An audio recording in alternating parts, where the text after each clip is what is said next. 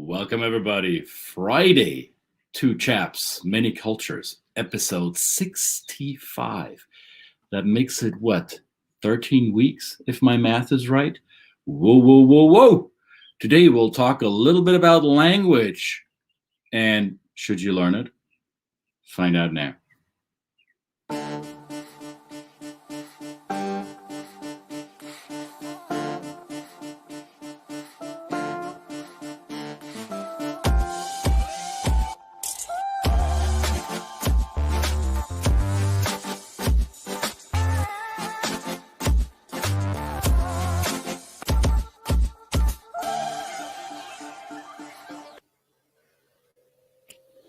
Welcome, everybody. Happy Friday.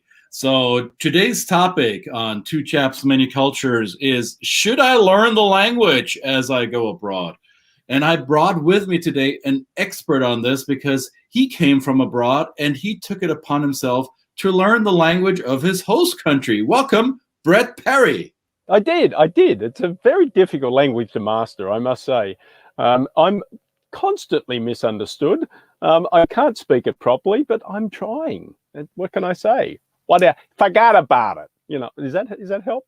Well, the thing with trying is it gives you a way out, right? So if you remember Star Wars and if you remember Yoda, he would tell you, try, there is not, there is only do or do not. All right. So in any case, today we'll talk about how important is it to learn the language of the environment in which you spend most of your time. So that's a good way to put it. You could go abroad. It could also be that you work in an organization where the operative language is not your native tongue. And how important is it for you to master it, or at least do the best you can to learn it? Of course, I was being a little bit silly about Brett. However, Brett chose to spend the rest of his life with a partner who doesn't speak his native language. Did he take it upon himself to learn it? Come on, Brett. Mówi po polsku. See? So yes, my environment, you will say that my environment is predominantly Polish, having a wife that speaks Polish natively and many other languages, but also a daughter that we have raised to speak the language too. So in order for me to learn and be humbled by my daughter's expertise and native fluency in that language, I expose myself to her often humorous responses to the way I speak the language, but I do it. And I try them in most cases to do it. So in my environment, yes, I have the opportunity, I think, the opportunity and the grace to be able to now speak and understand at least quite well another language, which I never thought I'd be doing, which is interesting. And here's why this is an interesting conversation for us to have, because the whole topic, the whole premise of us discussing the relevance of learning another language is a very, let me put it diplomatically, is a very Anglo-centric question. It is a question that in this format or in the way we're posing it would only be presented in an Anglo context. Right. I think that's true. I think many times we suppose that from an English point of view, that the rest of the world only speaks English, and we have just that to share. But in many places of the world, speaking multiple languages is just the norm. Right. So other people, to learn another language, it becomes their way of life. It becomes their existence and critical to their existence a lot of the time. So, we do tend to think that English is the main thing, but it is not really. No. I had a conversation yesterday with a gentleman who speaks 7 languages, not because he wants to brag about it or because it is something that he makes money with because he's a language expert. He is not. He's an engineer, and he does all sorts of things and does a lot of consulting work. And he comes from a part of the world where it is not even questioned that you speak at least 2 languages, because otherwise you won't be able to function. So I'm not going to give away the identity of this individual. We may actually have him on this program sometime soon. You'll never know. But let's look at South Asia, for example. Let's look at Sub-Saharan Africa. You may be living in a national construct, which is your country that issues you passport. That doesn't mean that everybody in that country speaks the same language. And without being able to speak your neighboring region's language, then life in or work in that country may be quite challenging. So it is kind of a given to be bilingual, multilingual in many regions of the world. And the question whether should I learn the other language is, well, I'm going to be less diplomatic now, is a question that comes from a position of privilege. The privilege of being born or being raised with the current lingua franca in the world, which happens to be English. It wasn't always like that, my dear friends. There was a time when French was that language, and long before that, Mongolian was that language, and Latin was that language, and a earlier iteration of Chinese Mandarin was that language, or whatever, wherever in the world you go, there were different languages that took precedent, or that superimposed themselves on the territories which they governed somehow. So right now, in our lifetime, English happens to be that language. Just because you're born with it or raised with it doesn't mean that knowing another language wouldn't benefit you. How did it benefit you, Brett? How did it change the way you look at things? Well, I guess it changed the way that I viewed the expectation of, or the ability to learn another language. Of course, I thought I would never need to, so why should I try? And apart from a little bit of French at school, but and I never thought it'd be Polish, one of the most difficult languages on the face of the planet to try and learn. But I think it's proved to me that the brain is malleable. It can be done, and of course, I'm biased when I'm working with clients, and I say, look, just for your personal achievement, I think learning a language or really attempting to understand the context of language that you're going into is a really great skill to have. Now, the logistics of it, of course, always come into play. If you're a professional going to a country for a very short period of time, and I mean short period of time as in 2 to 3 years, are you going to get to a level of proficiency where it is going to have an impact on you being able to do business effectively in that language? You know, I say I can speak a good amount of Polish, but would I attempt to do business in Polish? I probably wouldn't. That's the difference. But of course, some people, if you go to a country that are going for a longer period of time, where they're really, and especially if they're in a position of leadership, sometimes your credibility might be enhanced in some ways by showing that you are taking on the skill set of being able to do business in the native language. And so it establishes your credibility. But of course, for a shorter period of time, to put that extra pressure on top of actually having to engage with the new culture and to do the business there, that might be more of an argument against it. But I would still at least try and do it socially, you know, have the ability to be able to engage in a restaurant and order food and things like that. So, and especially for children, of course, you and I are parents of children that are multilingual.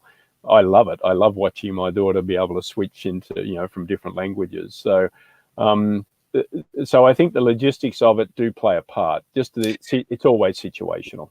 I would agree with you, and yet I think there is a sliding scale of possibility, so to say. The higher the barrier of entry to accessing that other language, the lower the willingness may be. I've had this case just a couple of weeks ago in a training program that I did with a U.S. family that moved to Germany, and before that they spent 3 or 4 years in Taiwan.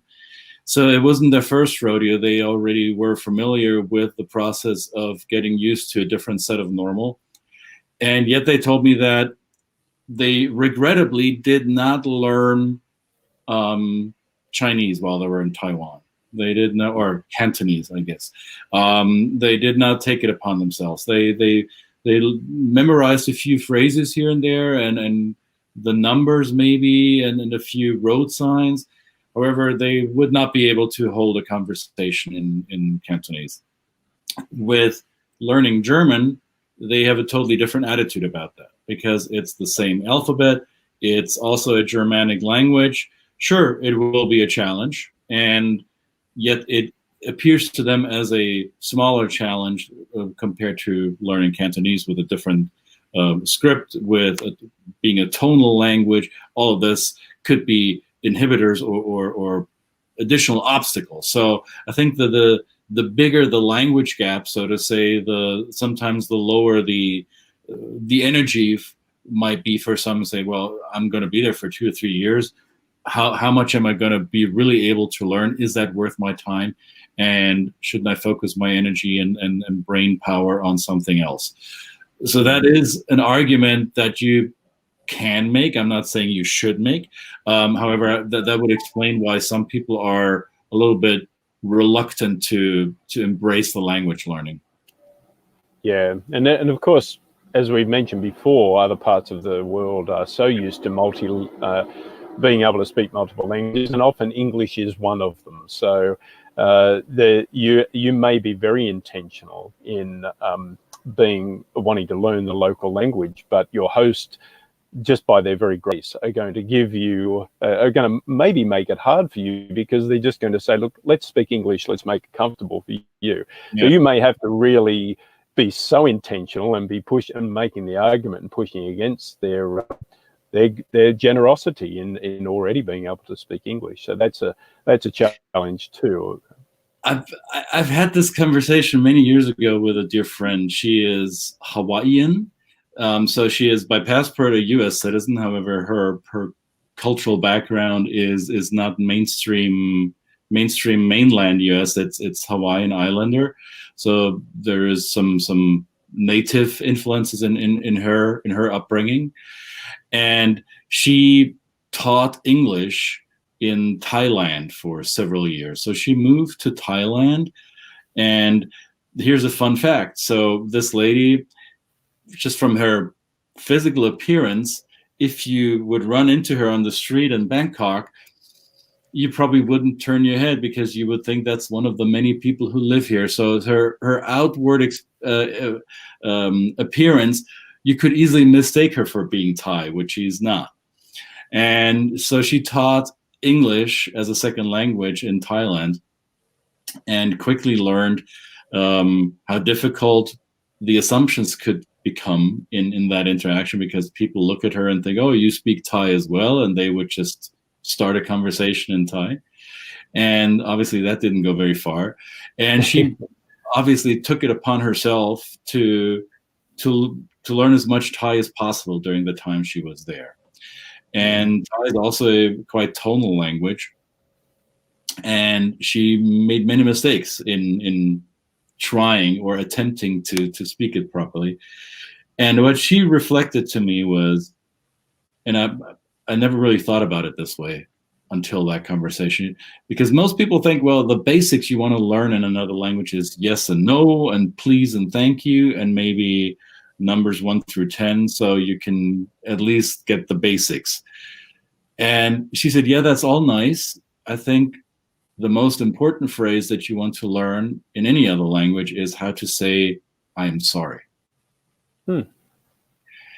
And I thought about that for a second, and I think she's onto something, because as foreigners in foreign lands, we will make mistakes. We will literally step on people's toes. We will hurt people's feelings, or we will create confusion. And the ability to say, I'm sorry, might deflate a lot of that negative energy that we create with our incompetence in the beginning. So ponder over that, and How do you say I'm sorry in Polish? Przepraszam. Przepraszam. Okay. Yeah. In German it is es tut mir leid. Yeah. There we go. Przepraszam is you know, it's actually not just sorry, you know, it's sorry, but it's used in a couple of different settings. So it's, yeah, so the context of that is often a bit different. But yeah, and then getting to the logistics, I think, how do you learn a language? You know, mine was kind of organic, my opportunity to do so, and I think that in many cases, we're asked. His wife and him, they spent time in a room without witnesses, and that's where he learned a lot. Yeah, and then of course you've got what do you?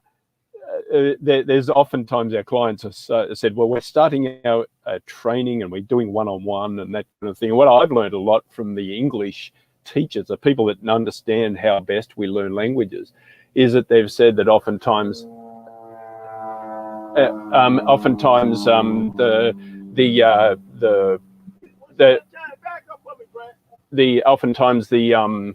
sorry, someone's just restricting me here. Oftentimes the video, man. doing the learning is really more organic and better in a group setting, right? Really just embedding yourself in the culture and learning it with groups, a group of people that are not necessarily on the same they're on the same journey as you as learning the language, right? So they're just in terms of setting yourself up for success in terms of learning from the mistakes of others and also experiencing and sharing your mistakes as well. That's how I found, you know, again, you get back to you're talking about the confidence. I mean, you've got to be humble. You've got to be able to make mistakes. You've got to be willing to make mistakes. And yeah, use that term, sorry, whatever it is, and that is going to open it up quite well. So I think that's a good idea. The immersion is obviously a good thing to do once you're there, and not often is there logistically the ability to immerse yourself in the foreign language as you prepare yourself for going there. So what does Patricia say here? I lived in Hawaii and it was appreciated that I pronounced words as the locals do. Hawaii and not Hawaii. Of course. That's why I said it. Of course, yeah. Patricia. Hawaii. Aloha to Patricia. Yeah. May you have all the ohana in your world today that you can have. So the immersing can happen in a lab setting if you work with the right people. And I think this might be a good segue to bring in a guest which isn't there today. However, we talked about this. I want to bring on a guest in one of our future episodes who does exactly that. They provide language learning in a one-on-one and an immersive setting that gets people functional very quickly.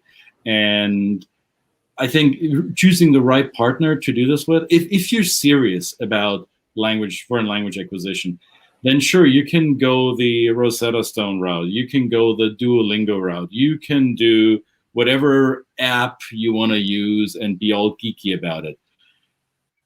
I'm not a linguist. I'm not a language teacher. In my personal experience, I will tell you, this is nice.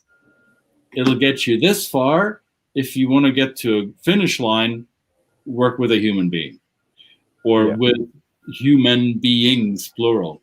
Right. And if you choose the right partners to do that, you'll see how quickly it is possible to learn something. So, Brett, you said, would you be able to conduct business in Polish in Poland? And you kind of negated that. I would argue, not knowing your Polish skills, I would argue if you were forced to do it, if English was not your fallback option, if you had to do it, otherwise you would not succeed or would go hungry, so to say. Sure. How quickly do you think you'd be able to master it? Oh, no, I think that, what I would need is just the linguistics of the business culture. And that's just adding words. That's just adding the extra words. So that certainly is something I think I could do very quickly. Yeah, absolutely. Yeah. So, and I think if there is, the human mind can do amazing things. And whenever we tell ourselves that we failed or we're unable to do certain things, then often it is because we didn't push ourselves hard enough. I'm not saying we can accomplish anything and we can fly, right? I'm not saying we will be doing things that are without our physical reach. However, we have a brain that is bigger than any other known being on this planet, and we can compute stuff that we may not even be aware of. I think language learning is one of those things that you can do it if you're serious about it. If you're going to give yourself a cop out and say, "Oh, well, everybody spoke English," or "I was so hard," and you have no idea, and of course, I don't have any idea what's going on in your mind and in your life. However, the question that I would ask is, how hard did you really try, and how important was it really to you? So, not a question I'm asking you, not a question you should ask yourself while you look yourself in the mirror. You can. Right. You can do it. You can do it. Absolutely. Yes, try. What That'd language be fantastic. Speaking predominantly this weekend, Brett? Oh, this weekend?